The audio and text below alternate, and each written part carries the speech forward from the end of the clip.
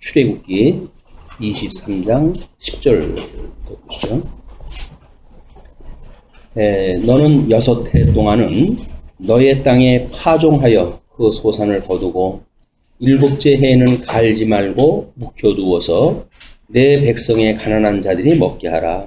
그 남은 것은 들짐승이 먹으리라. 내 포도원과 감람원도 그리할지니라. 지난 시간에 우리 중복되어지는 그 부분이 있습니다만은, 일단, 안식년에 대한 문제입니다. 우리가, 안식년이라고 하는 그런 그 개념도, 에덴 동산에서, 하나님이 우리들에게 복을 주시고, 나라를 주셨는데, 약속을 했는데, 이거를 누리도록, 우리 에덴 동산에다 이제 끌어들이시고, 여기서 행위 언약과 은혜 언약을 주셨다고 이렇게 이야기했어요. 행위 언약과 은혜 언약을 주셨다. 그래서 이 근본 언약은 행위 언약으로 인해 가지고 결국 에덴 동산에서 추방이 되어졌고, 그러므로 해가지고 복도 나라도 상실되어져 있는 개념. 이것이 우리가 세상에 나와져 있는 그런 상황이라고 이렇게 이야기를 했어요. 이 중에 둘째 아담이신 예수님을 통해 가지고 우리를 다시 불러내시는 것, 이걸 우리가 구속이라고 이렇게 이야기를 했습니다. 그러면 안식년은 에덴 동산에서 안식을 누리지 못하고 지금 추방이 되어졌으니까, 우리가 이 구속되어졌다는 이야기는 예수 그리스도 안에서 안식을 누린다는 이야기죠. 근데 우리가 중생이라고 하는 것은 어쩔 수 없이 육신을 가지고 있고, 물론 우리 영은 거듭나고 중생되어져 있어가지고 중생이 되어졌지만, 육신은 아직도 사망 권세의 영향 아래에 있기 때문에 끊임없이 우리 성령 하나님께서 성령의 소욕을 우리에게 불러일으켜서 하나님의 뜻을 분별하는 영적 예배로 존속시키지 않은 한 우리는 세상의 종로로 돌 수밖에 없는 이런 그 연약한 단계에 있는 겁니다. 그렇기 때문에 심령의 이 예수 그리스도로 말미암아 죄로부터 노임을 받고, 그리고 우리가 안식을 누린다고 이렇게 이야기를 하는데, 영적으로 해가지고는 우리가 참 평강을 누릴 수가 이제 있지요. 그런데 예수 그리스도로 말미암아 심령의 평강을 누리는 것이 예수 그리스도 안에서 안식을 누리는 거라고 우리가 확인하다 했잖아요. 근데 평강을 누린다고 하지만 이 육신의 입장에서 어떤 그 환란이 우리에게 왔을 때 이 평강은 곧 근심과 걱정으로 해가지고 바뀌게 되어집니다. 어쩔 수 없이 믿는 사람이 가지고 있는 믿음이 적기 때문에 만들어지는 믿음이 적은 영고라 우리 주님께서 이야기한 것처럼, 그렇기 때문에 나타나는 현상이란 말이에요. 왜 우리가 영원한 생명을 얻었다, 우리가 이거를 구속받은 거를 영생을 얻었다고 그러는 건데, 영원한 생명을 우리가 누린 거 아니에요? 근데 영원한 생명을 누리는데도 불구하고 겨우 사망 권세가 우리들의 남은 육신을 갖다 공격한다고 해가지고 겁먹는다는 건 뭐예요? 우리가 이 평강을 놓친다는 거 아닙니까? 그냥 우리가 구원받았다고 하는 그 믿음이 연약했을 때, 우리는 사단이 공격했을 때 남은 육신이에요. 이거는 영원한 생명인데, 남아 있는 거 우리 장로님, 권사님 100세까지 사신다고 그래도 20년. 저 같은 경우는 100살까지 산다고 그러면 30년이에요. 그러면 아니 지금까지 살았는데 나머지 20년 동안 우리가 어떻게 산들 해가지고 못 살겠습니까?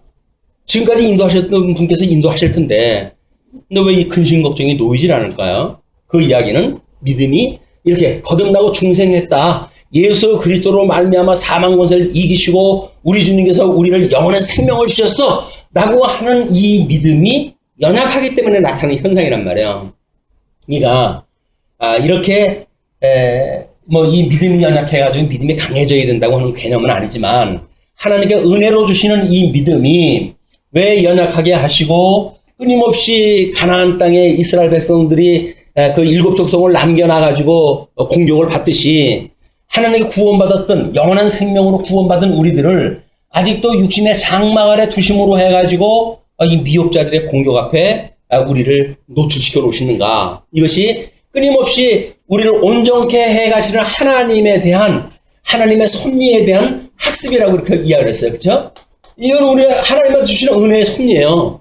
모든 게 여기서 완성이 되어졌다고 한다면 뭐 학습받을 필요 없죠. 졸업하면 돼요. 졸업이 곧 육신의 장막을 벗는 겁니다.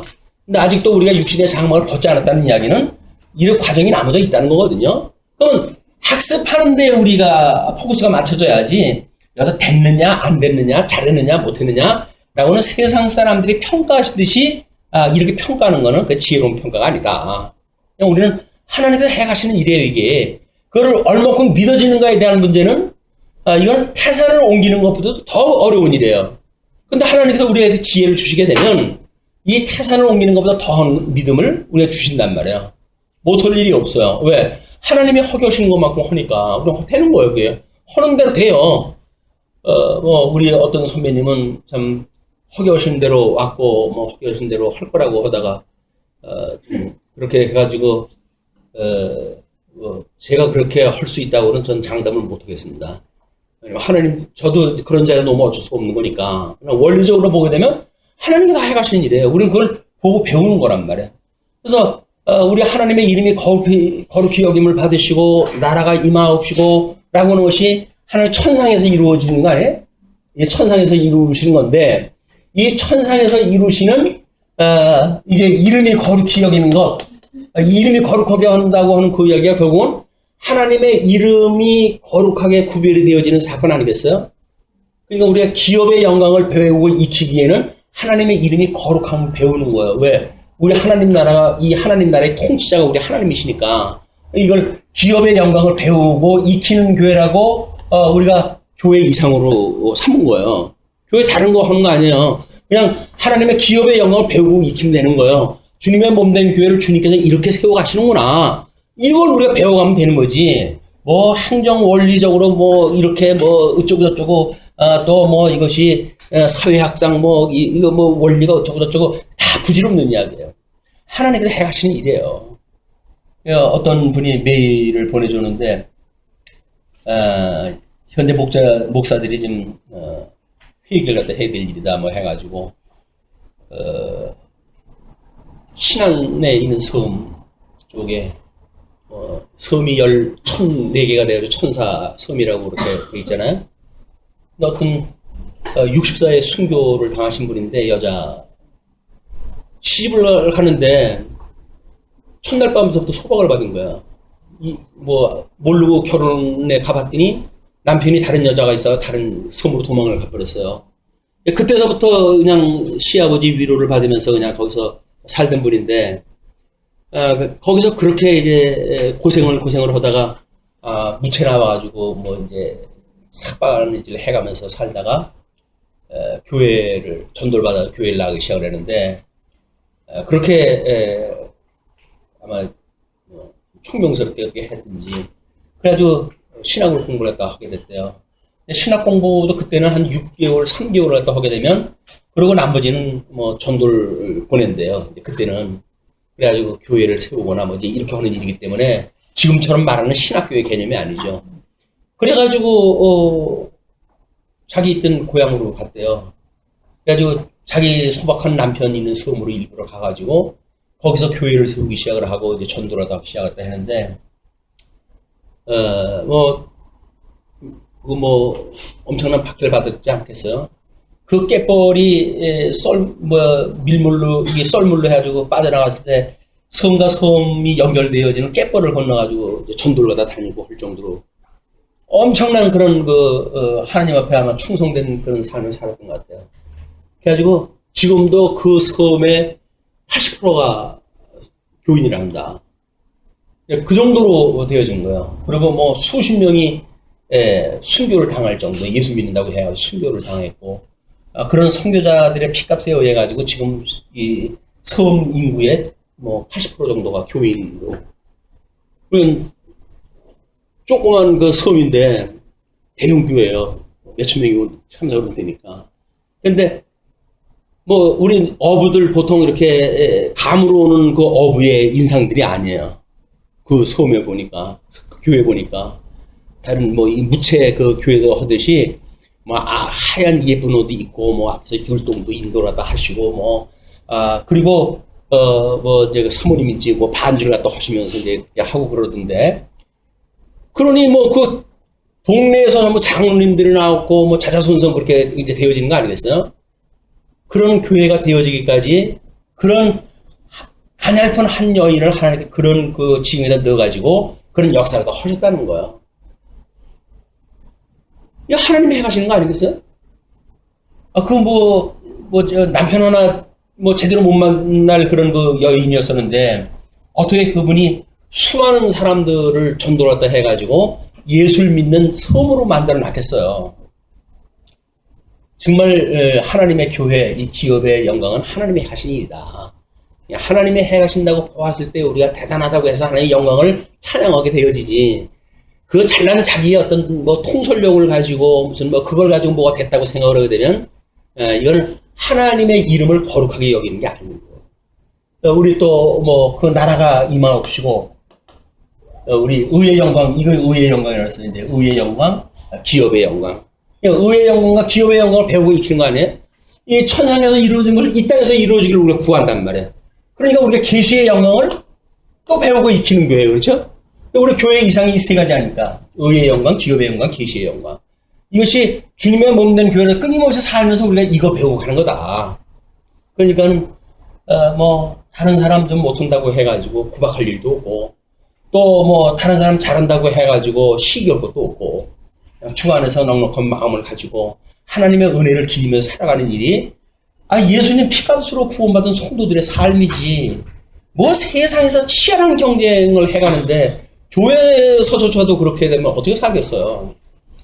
이게 우리가 성경이 뭔가 기능적으로 기시 중심으로 우리가 성경을 접근하지 않고 일 중심에 빠지게 되면 어차피 그건 실적이 나와야 되는 거니까 그것에 의해 가지고 시비가 엇갈릴 수밖에 없다. 우리는 가게 하시는 것만큼 가는 거니까 뭐 오늘 요만큼만 인도를 했으면 그만쯤 가는 거예요. 성도를 전도했는데 오늘 안 나오네요. 뭐 해가지고 그걸 우리가 뭐가 게을러가지고 그런 건 아니니까 우리가 뭐 부족한 건 아닌가요? 물론 성찰이 필요하죠. 관심이 없는지 그런 건 돌아볼 일은 있죠.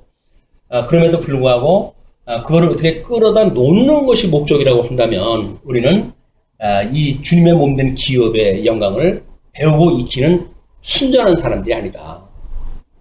그분 같은 경우는 자기는 그렇게 노력을 갖다 해야 전도를 갖다 했잖아요. 자기 몸을 뭐 61세에 순교를 당했다고 했는데 딱 한평생에 60년 한평생 그런 삶을 살았어요. 60년 한편은 뭐 일찌감치 속박을 줬지만 참 신랑 대신 예수 그리스도를 만나가지고 그 놀라운 자녀를 갖다 보일식으로 한 거 아닌가요? 이게? 성령의 그런 그 어떤 능력으로 해가지고 수많은 하나님의 자녀들을 출생을 갖다 시켰던 이런 걸로 봐서 신령한 교회의 그런 그 모습을 우리가 볼 수가 있습니다. 그래서 이쪽 육신에 남겨둔 거는 끊임없이 그렇게 하시는 하나님을 배우고 익히는 데에 우리가 목적을 둬야지 여기서 무엇인가를 이룬다고 하는데 목적이 있게 되면 인생살이 고달픕니다. 바깥에서도 고달픈데 여기서도 고달픈 거야. 언제부턴가 뭐 이 경쟁, 선의의 경쟁 뭐 이런 것들이 자꾸 화두로 올라와가지고 한국 사회가 그래도 힘들어지는 겁니다.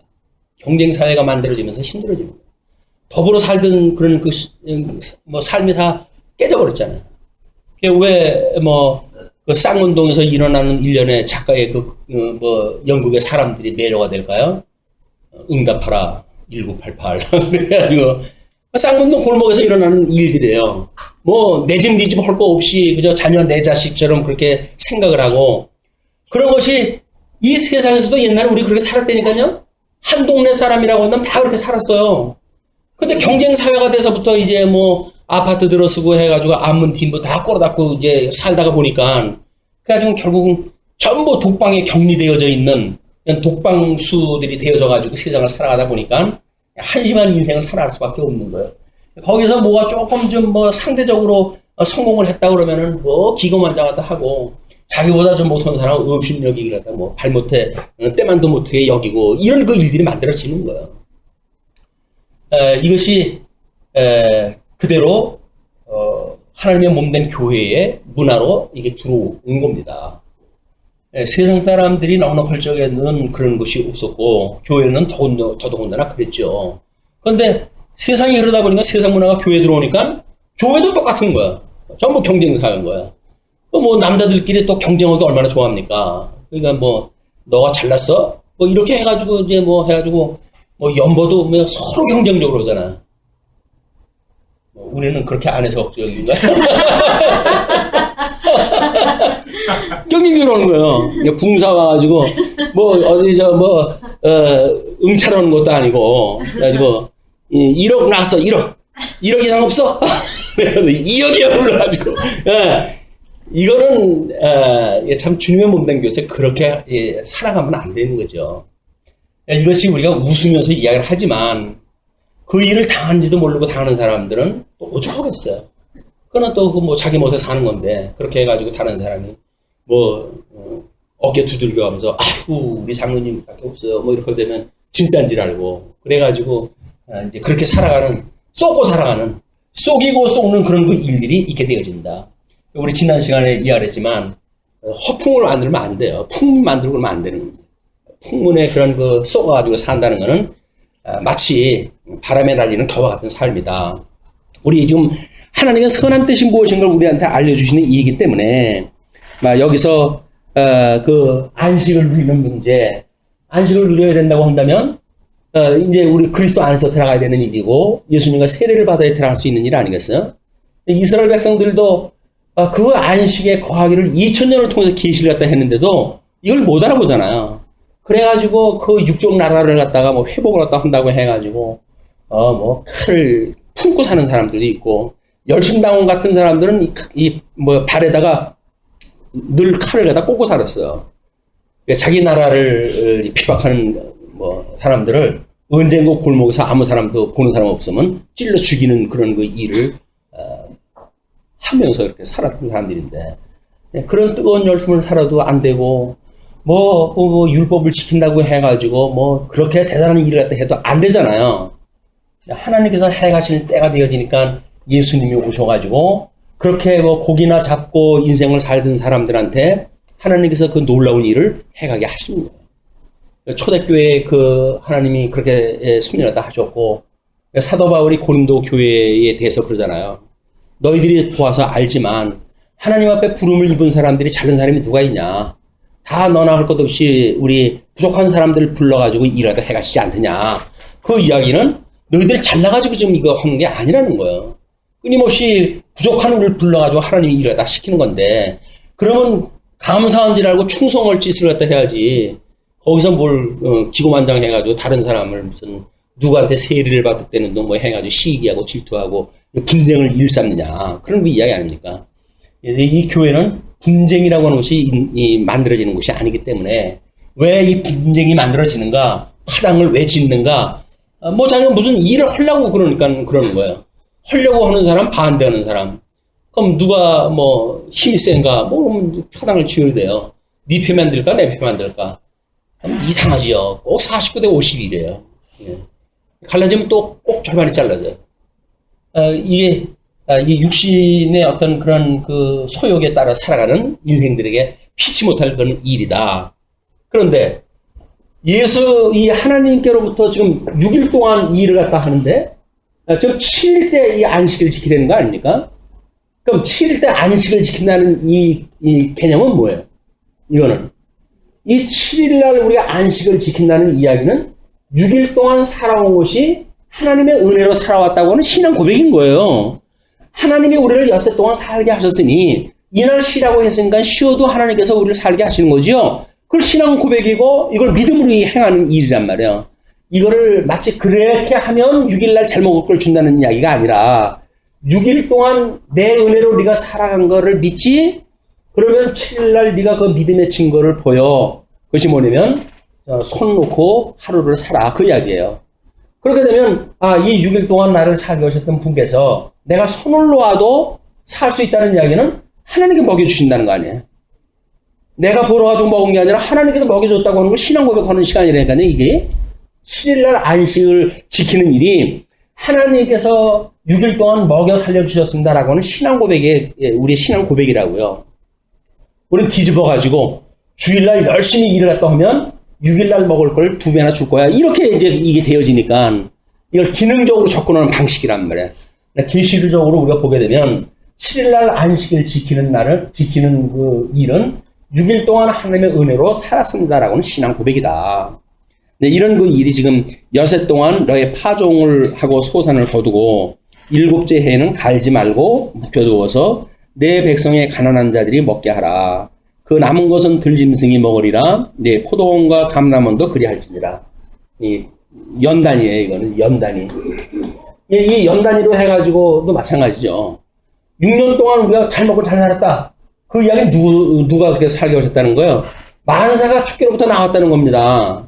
죽게로 나오는 것이 광야에서 만나를 떨어뜨려 줄 때만 그게 하나님께서 주신 것이 아니라 가나안 땅 건너가지고 땅에서 나오는 소출을 먹고 사는 것도 누가 준 거예요, 이게? 하나님께 주신 거라니까요. 꼭 하늘에서 내려줘야 하나님 거라고 믿어지니까 광야에서 그만큼 훈련 받았으면 가나안 땅에 들어가게 되면 아니 자기 땅 아니잖아요. 그럼 7 족속이 먼저 차지하고 있던 땅인데 그 땅에 들어가가지고 먹고 살 것이 만들어졌다고 한다면 누가 주신 거예요? 이게 하나님이 주신 거지. 그럼 하나님의 은혜로 이걸 먹고 살았다고 그래야 되는데 네가 또 자기 노력으로 됐다는 거야. 광야에서 거저먹은 건 뭐 핑계 댈 게 없으니까 하나님의 은혜입니다. 이해하다 하고 가나안 땅에 들어가서 뭐 땀 좀 흘리고 이렇게 소출하다 거둔 거는 지 거라고 이야기를 하니까 여기서나 마찬가지인 것이야. 이걸 좀 보여주시는 거죠. 그러니까 우리 약속한 가나안 땅 건너가서 만들어지는 일을 우리가 홍해를 건널 적에는 뭐라 그랬어요? 하나님께서 바다를 완전히 갈라놓고 지나가게 하시잖아요. 그러나 가나안 땅을 건너갈 때에는 우리 요단강을 건너갈 적에는 하나님께서 그냥 범람한 이런 물을 그냥 건너가라고 그러신 거예요. 그러니까 여기서부터 일어나는 일은 믿음으로 만들어지는 일이니까요. 이게 믿음으로 만들어지는 세계예요. 여기는 하나님의 직접 표적을 보여준 세계고, 그냥 보여준 세계, 갈아놓고 가게 하니까, 육지같이 건넜다고 그랬으니까, 열려져 있는 땅 건너가는데 힘들 거 모르겠어요. 그것도 못 믿어지면 옆에 쌓아놨던 물백이 와가지고 집어삼킬까봐 못 지나간 사람이 안 지나갔겠죠. 바깥에서. 그러나, 그걸 하나님 갈라놓고 지나가게 하시니, 요단강은 그 범람하는 강을 갖다가 그대로 지나가라는 거예요. 그런데 홍해의 그 경험을 공부했다 했고 광야 40년 동안 세대 교수를 통해 가지고 그 하나님의 섭리를 공부했던 사람들이 결국은 요단강을 법궤를 앞세워가지고 그냥 건너갑니다. 근데 신기한 일이 벌어지죠. 이게 뭡니까?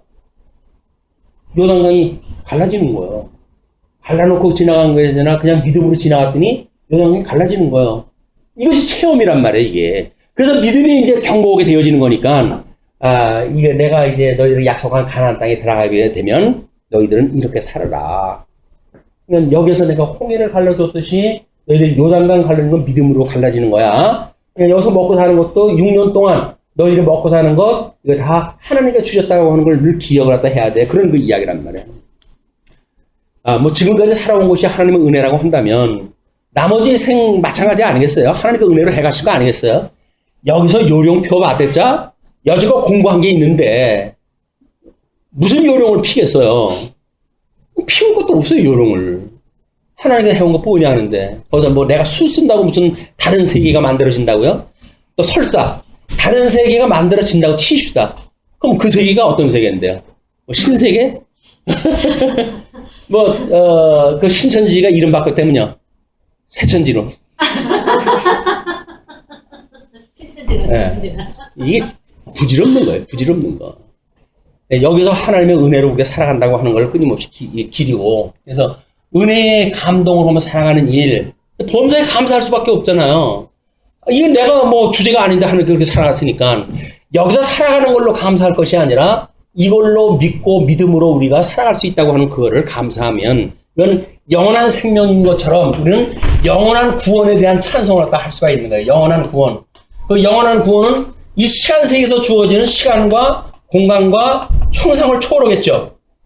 그러면 영원한 구원을 우리가 하나님 앞에 찬송을 갖다 하게 되어지니까 우리가 시간 세계 속에서는 항상 감사할 수가 있게 되어지고 이 공간 세계 속에는 범사 감사하게 되어지고 형상 세계는 하나님의 뜻이 이 땅에서 이루어지기를 쉼없이 기도하게 되어지는 거예요. 이것이 예수 그리스도 안에서 우리를 향하신 하나님의 기뻐하신 뜻이라면요. 이걸 이루어가는 거예요. 이게 항상 기뻐하고.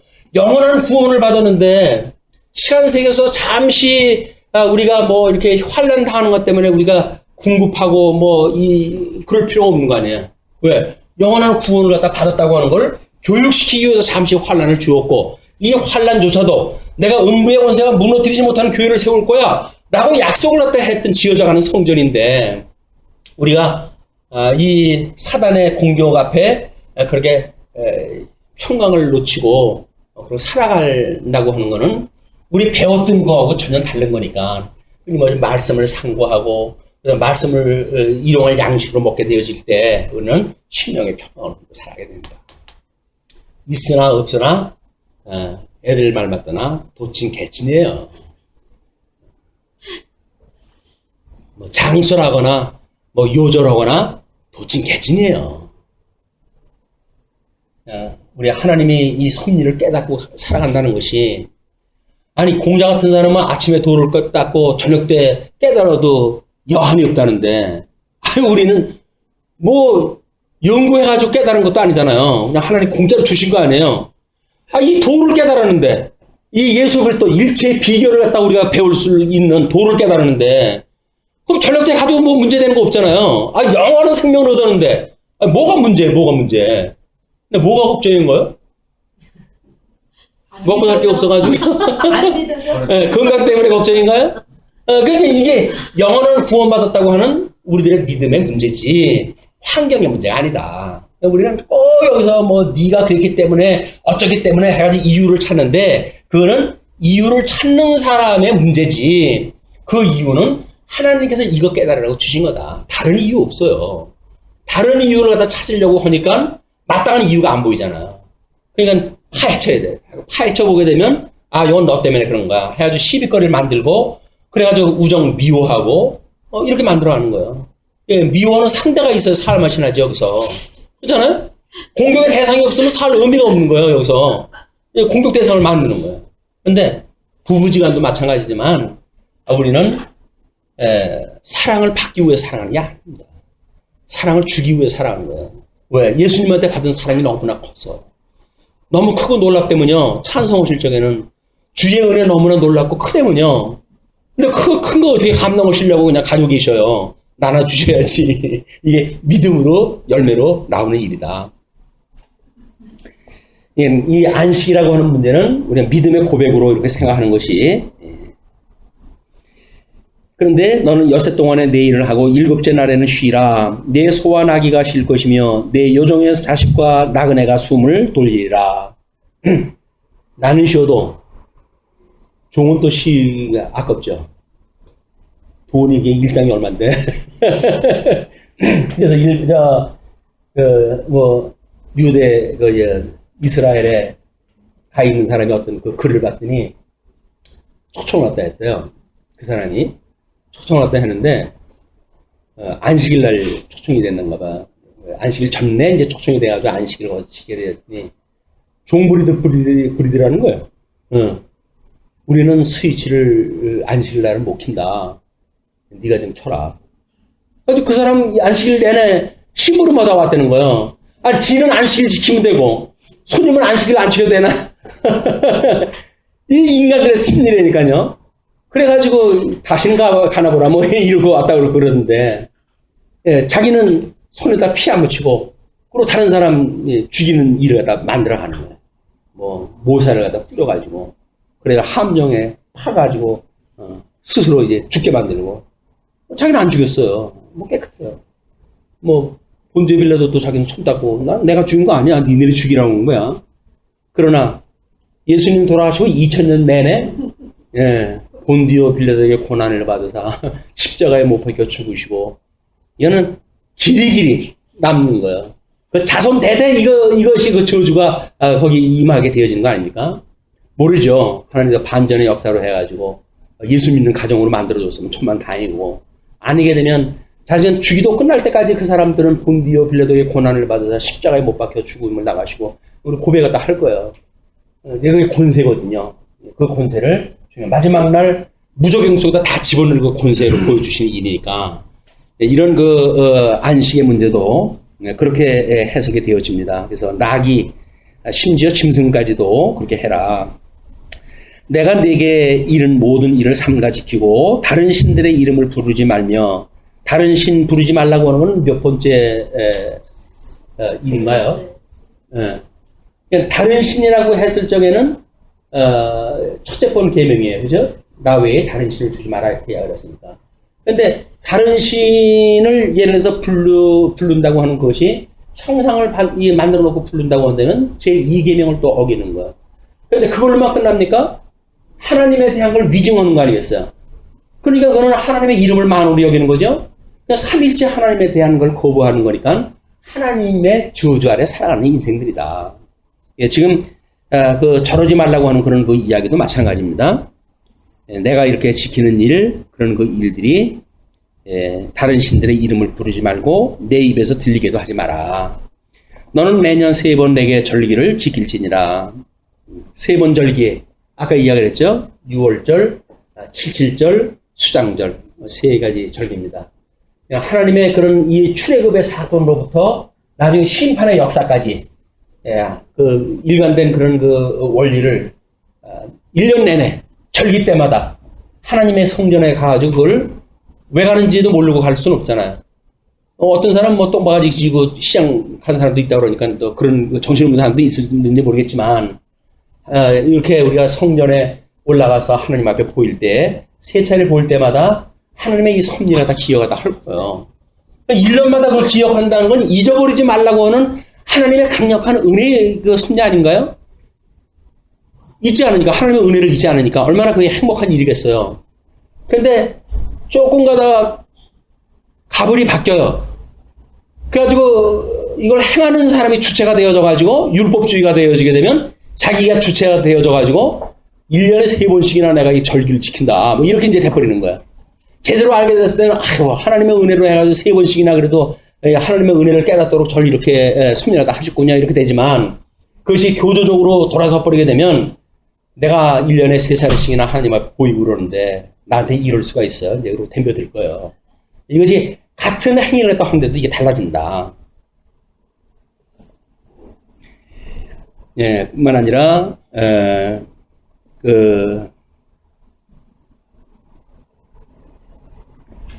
너는 그 절기를 갖다 지키고 너는 무교병의 절기를 지키라. 6월절 뒤에 일주일 동안 그 무교병을 지킨다고 그렇게 해서 무교절을 절기를 지키라. 내가 네게 명령한 대로 아비벌의 정한 때에 1회 동안, 이 아비벌은 양력으로 태양력으로 해가지고는 3월달 정도 되어지는 겁니다. 그럼 이제 종교력으로 해가지고 좀 이 아비벌 하게 되면 6월절로 시작이 되어지는 거예요. 1회 동안 무교를 먹을지니 이는 그달에 내가 애굽에서 나왔습니다. 빈손으로 내 앞에 나오지 말지니라. 그럼 이제 여기서 빈손이에요. 이제 절기를 지키는 문제와 이 절기와 빈손. 그럼 또 이제 우리는 그래. 만약에 이제 교회에 나올 때 연보를 들고 나왔는데 빈손 들고 오는 거 아니라고. 이 이야기가 되어지게 되면 교회 나오는 것도 감사할 텐데, 거기다 연보까지 내라고 그런다고. 염치 없는 사람들이라고 이제 그럴 수도 있어요.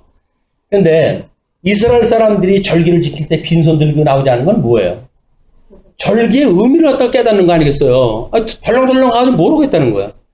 여기 절기에 6월절 어린 양의 그런 그 피를 발라가지고 우리 민족들이 뭐 나왔고 또는 무교병을 먹음으로 해가지고 그들이 하루 빨리 뭐 속히 이동하기 위해 가지고 성취를 해가지고 그 고기를 먹었고 그 누룩이 없는 그런 빵을 먹고 살았다라고 하는 걸 기억하게 있는 것이 지금 재물인데 그걸 이 기억을 갖다 하라고 이야기를 하면서 빈손으로 오지 말라고 이야기를 했더니 참 꼭 돈만 밝힌다 그래. 뭐 꼭 가져오란다고. 그래 이야기하는 은혜를 은혜인지로 모르게 되는데 가요.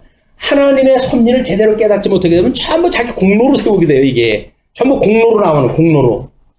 근데 우리는 뭐 여기서 하나님의 은혜를 깨닫게 되어지게 되면 이것이 전부 하나님의 은혜인 거예요. 은혜. 근데 왜 똑같은 사건인데 어떤 사람은 공로로 오게 되어지고 어떤 사람은 은혜로 오게 되어지는가요? 하나님께서 은혜를 준 사람은 은혜로 깨닫게 되어져요. 하나님의 공로로 이걸 되어졌다고 믿게 하는 사람들은 정말 공로로 믿게 되어지는 거예요. 그래서 결국은 깨박을 치게 되어지는 겁니다. 이게 하나님 심판 아니 심판. 하나님의 이런 그 빈손으로 오지 마라라고 하는 거를 공로적인 입장으로 듣게 되어지게 되는 게 심판이에요.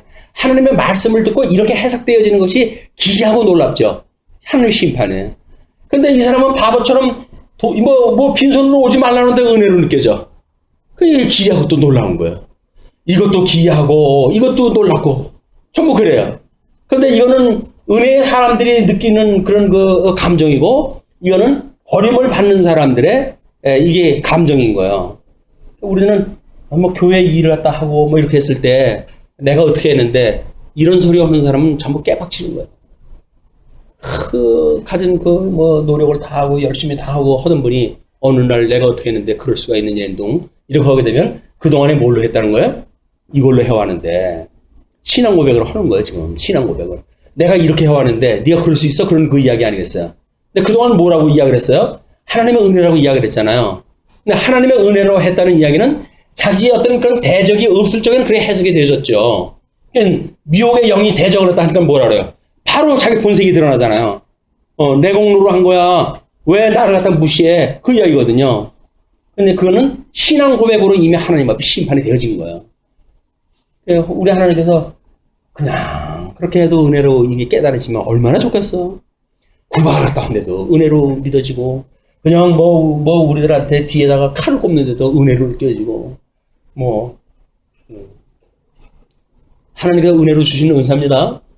우리 임세주 집사님 그런 여건들이 하나 주신 은혜예요.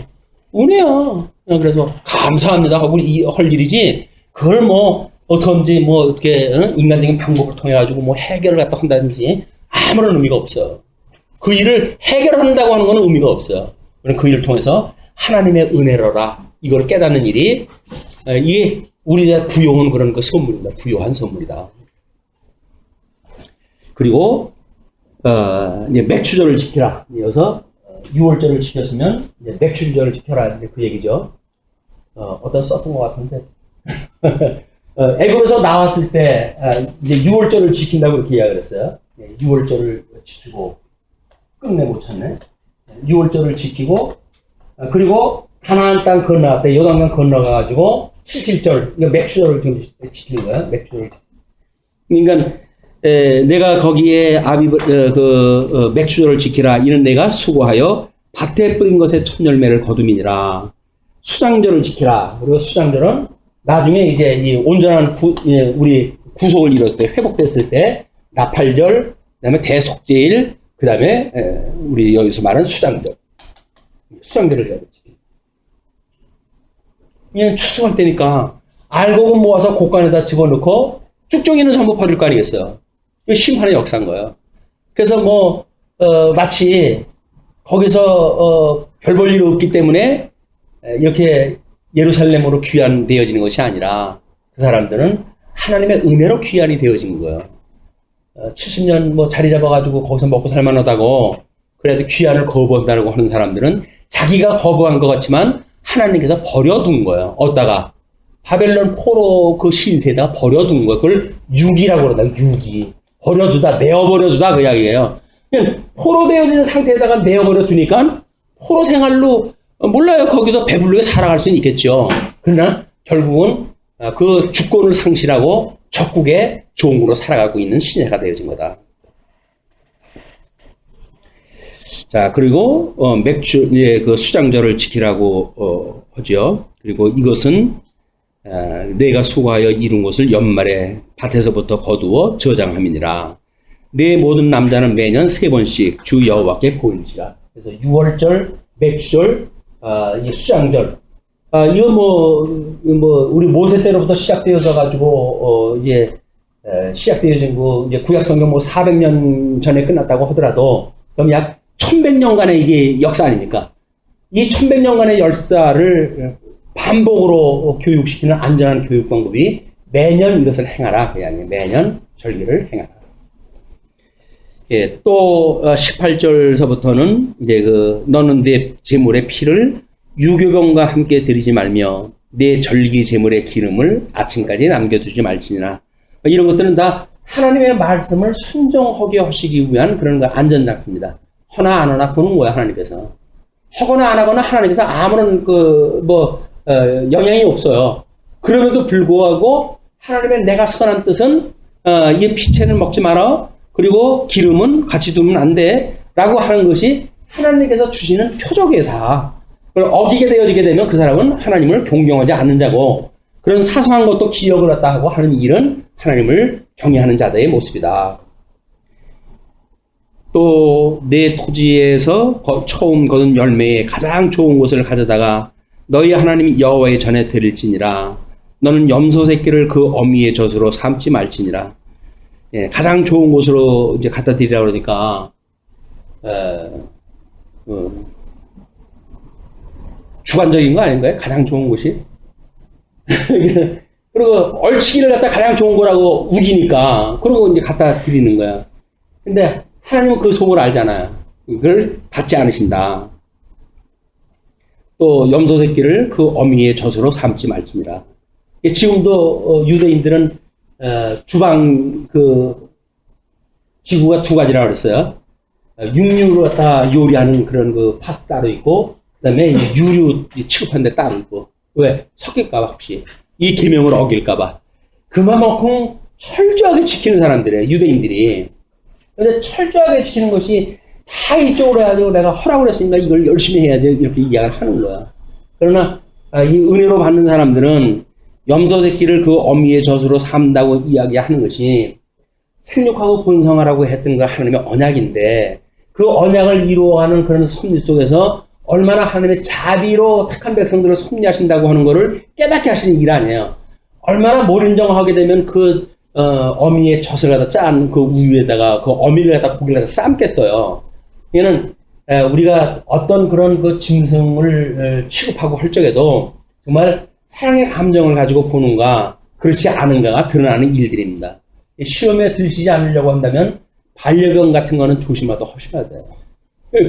반려견이라고 해놓고는 엉뚱하게 자기 즐거움을 위해 가지고 혹사를 시키게 되면 사랑하는 게 아닙니다. 짐승은 사랑하는 게 아니에요.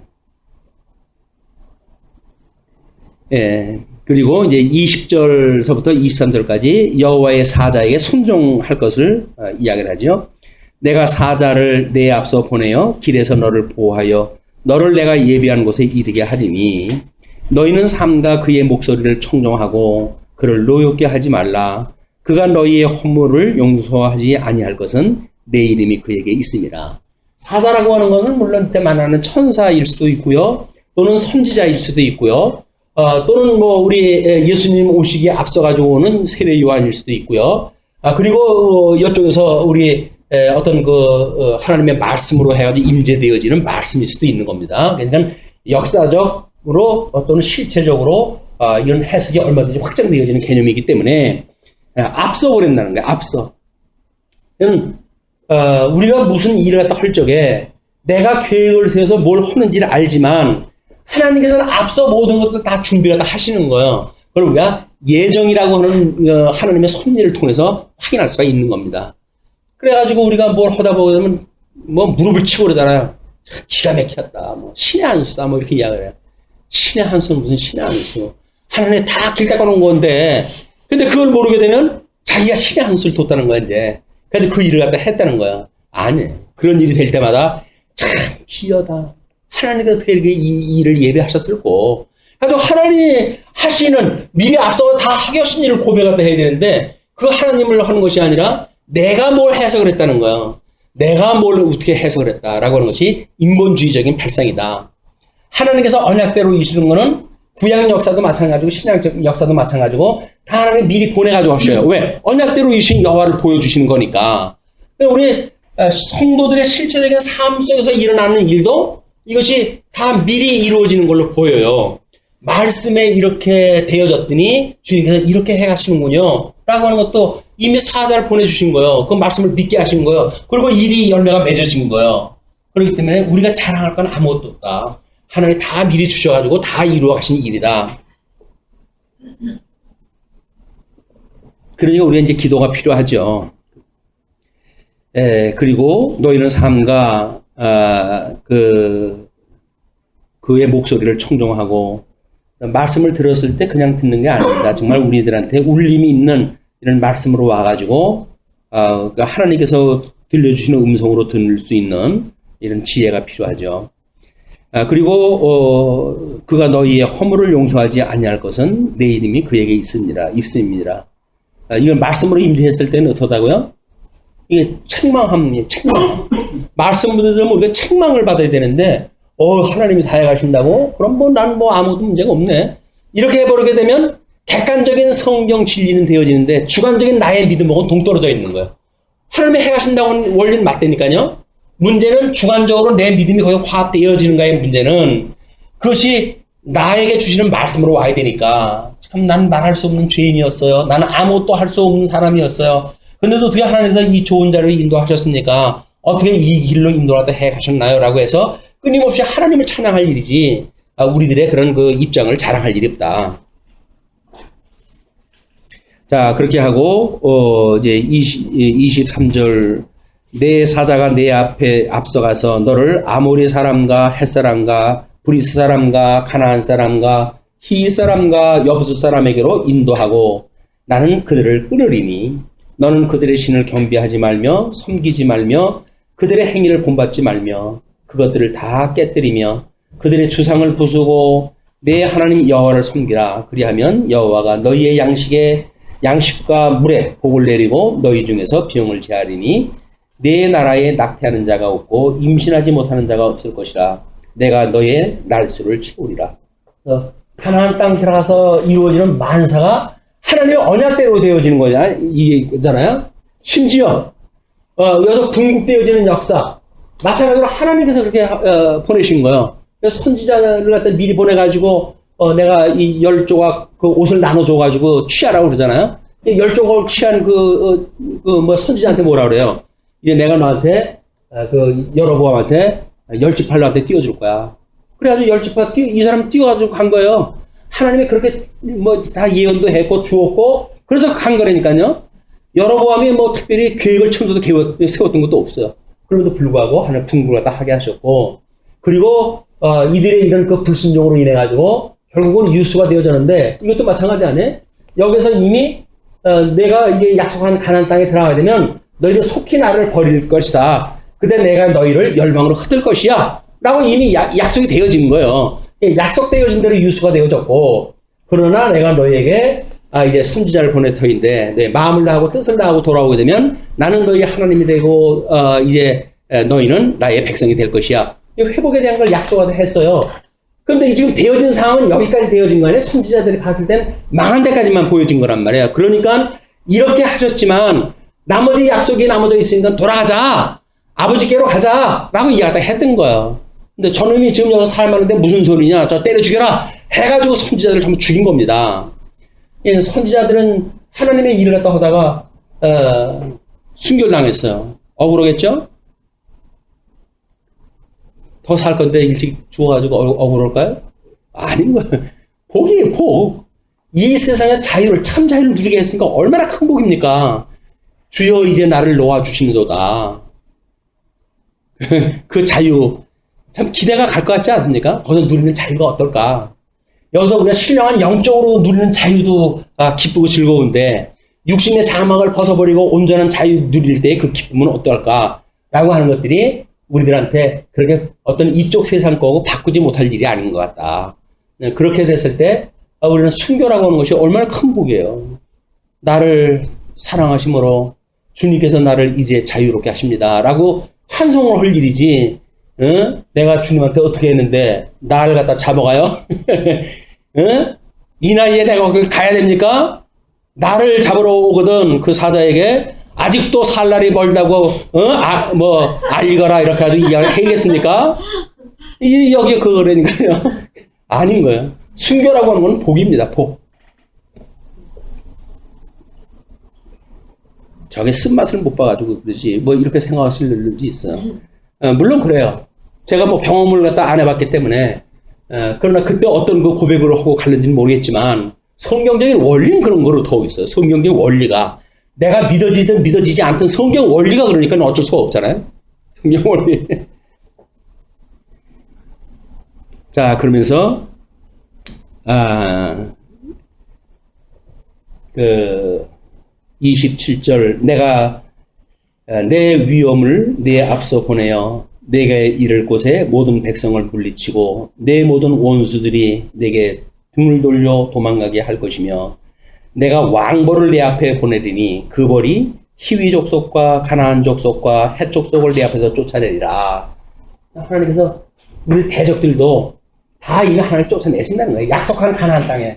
근데 우리가 온전한 구원도 하나님께서 이미 약속되어진 거 아닌가요? 그러니까 우리의 대적들도 하나님께서 이미 다 약속되어져 있는 거예요. 음부의 권세가 무너뜨리지 못하는 교회를 세울 거야. 너는 그리고 이 언약을 인해 가지고 영원한 구원에 이를 거야. 여기까지 이를 때까지 누구도 우리를 갖다가 무너뜨릴 수가 없어요. 이제 이걸 배워가는 과정 중에 우리 이제 뭐 옛날 믿음의 선배들이 보게 되면 거기에다가 이제 그런 걸 쓰잖아요. 우리 주님의 그 보좌로 가는 길 보게 되면 여기다 사자를 갖다 말뚝에다 묶어놓고 사자를 갖다 묶어놓은 거예요. 그러니까 사자는 제한되어진 거란 말이에요. 이 말뚝에 줄이 매어져 있어가지고 이 길로 가는 한 우리를 해할 수가 없다. 라고 하는 거를 여정으로 이제 그 소설을 갖다 써가지고 복음을 소개하고 그러지 않았습니까? 우리를 어쩔 수가 없는 거예요. 음부의 권세가 우리를 어떻게 할 수가 없다. 다만 우리를 공갈을 놓고 뭐 협박을 할 수는 있겠죠. 또는 때로는 뭐 위기에 처하기도 할 수가 있겠죠. 그러나 근본적으로 우리를 주님 앞에 가는데 우리를 막을 수가 없다. 영원한 구원을 받을 수밖에 없다. 견인의 이치입니다. 그것이. 그리고 29절 그러나 그 땅이 황폐하게 되므로 들짐승이 번성하여 너희를 해할까 하여 1년 안에는 그들을 내 앞에서 쫓아내지 아니하고 들어갔을 때 한꺼번에 안 해주겠다는 거예요. 우리는 그러잖아요. 아니 예수 믿고 구원받았는데 바로 하나님 나라 가면 얼마나 좋겠어 이렇게 이야기를 하잖아요. 아니면 여기서 무적 상태에서 살면 얼마나 좋겠어 라고 이야기를 하잖아요.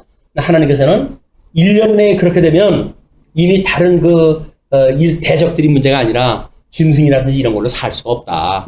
잘 살 수 있게 하는 방법이 오랜 생활, 조금씩 이 가난한 사람들이 농사도 짓게 하고 다른 짐승들 공격도 막아주고 이렇게 하면서 여기서 길러 가시겠다는 거거든요. 우리한테 주어지는 잠시 잠깐 놓여지는 이런 환란들은 하나님의 은혜를 누리게 하시기 위한 하나님의 안전장치다.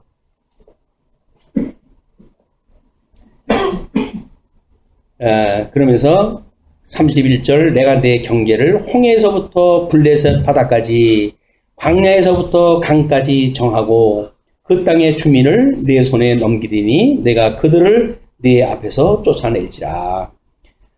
다 쫓아내지 못해가지고 이제 문제가 만들어지고 이런 일들이 생기지만은 여전히 하나님의 그 선하신 뜻은 온전히 쫓아내는 거야. 언젠가는 다 쫓아내는 거야. 그래서 예수님이 오셨을 때 이걸 온전히 이 짐승 권세의 머리를 철장 권세를 쳐가지고 완전히 괴멸시키는 데까지 가게 되신 거다. 그리고 너는 그들과 그들의 신들과 언약하지 말라. 그들이 내 땅에 머무르지 못할 것은 그들이 너를 내게 범죄하게 할까 두려움이라. 내가 그 신들을 섬기면 그것이 너의 올무가 되리라.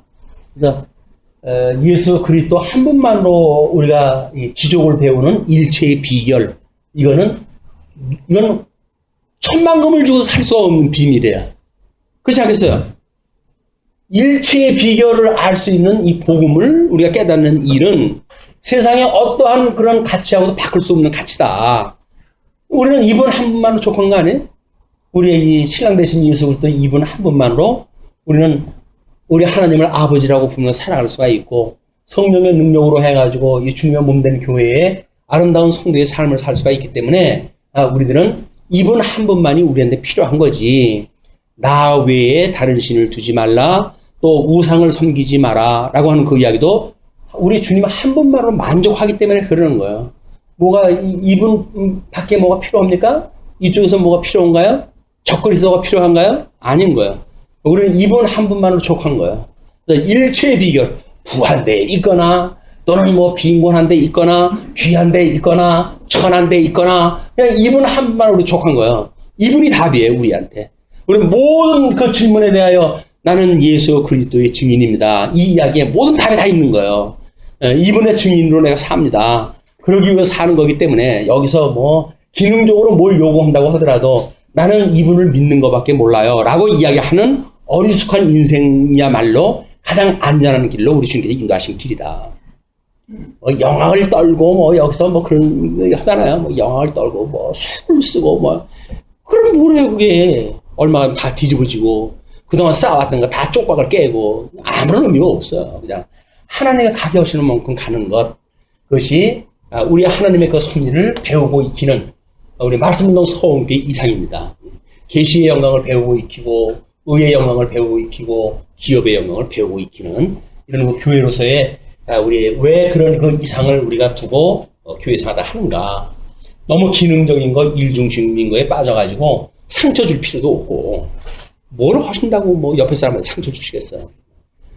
넉넉한 마음으로 해서 이게 사랑은 허다한 허물을 덮는다고 그러는데 허다한 허물을 덮어가시면서 서로 알콩달콩 사랑하시면서 이렇게 아름다운 교회 생활도 하시기를 빌면서 말씀을 드리겠습니다.